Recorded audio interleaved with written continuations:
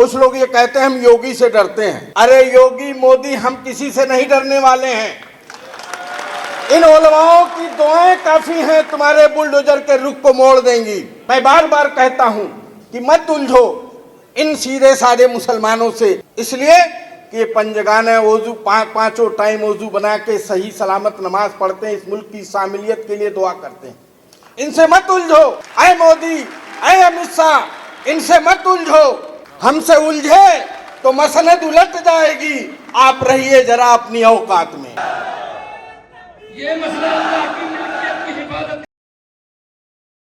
मैं सबसे पहले तो मुस्लिम पर्सनल लॉ बोर्ड का, खास तौर से मौलाना खालिद सैफुल्लाह साहब का शुक्रिया अदा करना चाहता हूं कि वक्फ बिल आने से पहले इन्होंने शुरुआत कर दिया एहतजाज का, और जंतर मंतर पे रमजानुल मुबारक के महीने में इतना कामयाब प्रोग्राम हुआ और उसको रोकने की कोशिश की गई, जगह जगह मुंतशिर करने की कोशिश की गई, लेकिन अल्लाह का शुक्र है कि बहुत शांतिमय तरीके से वो प्रोग्राम हुआ। मुख्तलिफ हिंदुस्तान के मुख्तलिफ हिस्सों में अब तक जो भी प्रोग्राम हुए हैं माशाअल्लाह बहुत ठीक ठाक हुए हैं, और आखिरी प्रोग्राम जो अभी हैदराबाद में हुआ, मैं शुक्रिया अदा करना चाहता हूँ वैसी साहब का कि उन्होंने ताबूत में आखिरी कील ठोक दिया।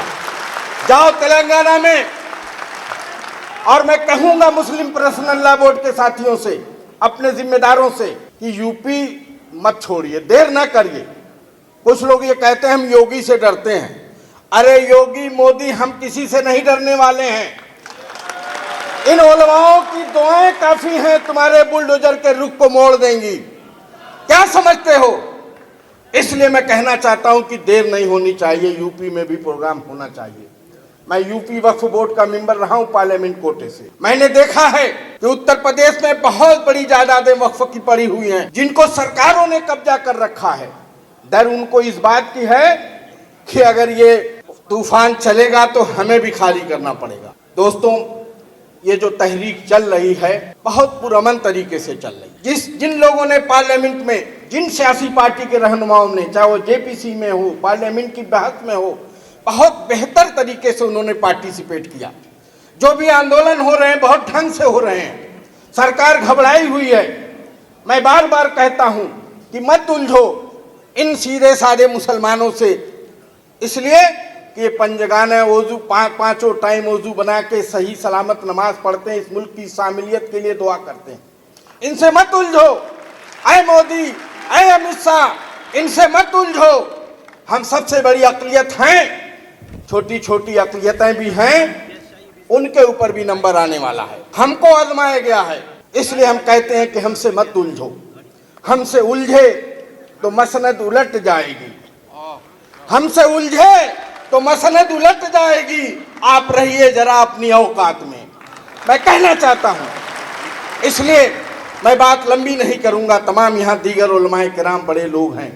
मैं यही कहना चाहता हूं कि मैं यूपी से बिलोंग करता हूं, बहुजन समाज पार्टी से बिलोंग करता हूं, 6 साल मेंबर ऑफ पार्लियामेंट राज्यसभा रहा हूं।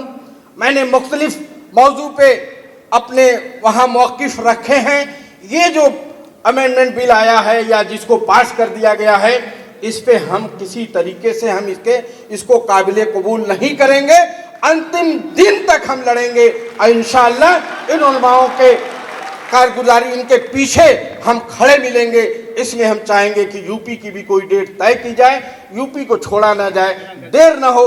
जो ये लोग गलतफहमी में हैं कि हम डर रहे हैं, कतई हम डर नहीं रहे हैं। हम डरने वाले लोग नहीं हैं। हम लोग जो जमहूरियत में हक हुकूक हमें मिला है, उसी के तर्ज अमल पे अपना प्रोटेस्ट इंशाअल्लाह इस बिल के वापस होने तक जारी रखेंगे। यही बात कहते हुए अपनी बात खत्म करता हूँ। शुक्रिया।